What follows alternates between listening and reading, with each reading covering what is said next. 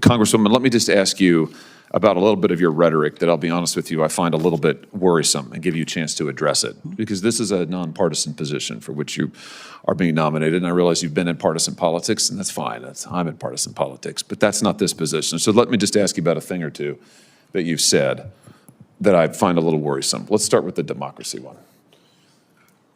We heard a lot of talk in this most recent election now concluded about Republicans, and particularly the now president-elect, being a fascist, which I think is incredibly irresponsible rhetoric.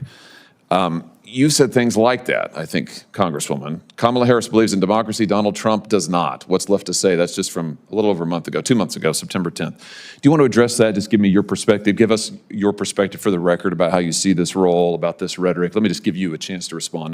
There's one more I want to ask you about after this. And I thank you for that, Senator Hawley. You know, having served as a law enforcement officer, as a police chief, certainly as a member of Congress, I've certainly had opinions about the behavior of individuals on both sides of the aisle.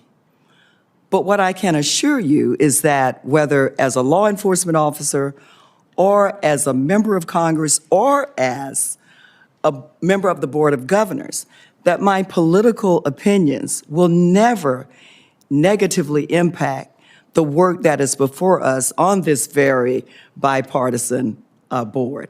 Matter of fact, I currently travel all over the country, asked to do so, along with former Republican members, to talk about the importance of working together in a bipartisan way. I believe it is the only way that we can get the big things done. And strengthening the post office is a big thing that we need to get done. Last question for you on the same topic. Let's look at the other one. This is about the current president-elect's ability, constitutional right to serve. You said after the Civil War, we ratified the 14th Amendment. It says people try to overthrow the government should be banned. Donald Trump tried to overthrow the government. This was in reference to the cases that tried to get the former president, now future president, kicked off the ballot. I'm deeply concerned about those cases. They failed, as you know. The U.S. Supreme Court weighed in on this 9-0, said absolutely not.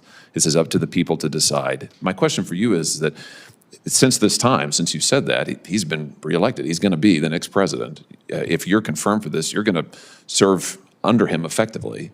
Are you able to do that? And just comment on this, which you said, and your potential future role. Senator Hawley, when President Trump was first elected in 2016, he was not my candidate.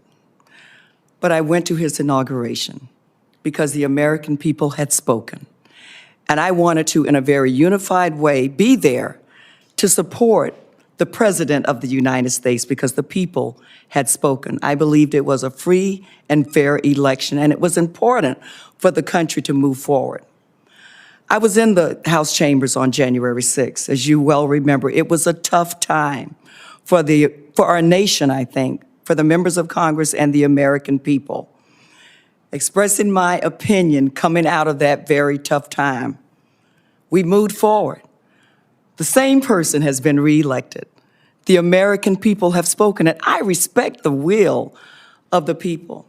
Again, I can assure you that any personal opinions or things that were said during a specific time in our history will not negatively impact my commitment to working with the Board of Governors to protect and strengthen the United States Postal Service so those people who live in rural areas that we both care about can receive the service that they deserve.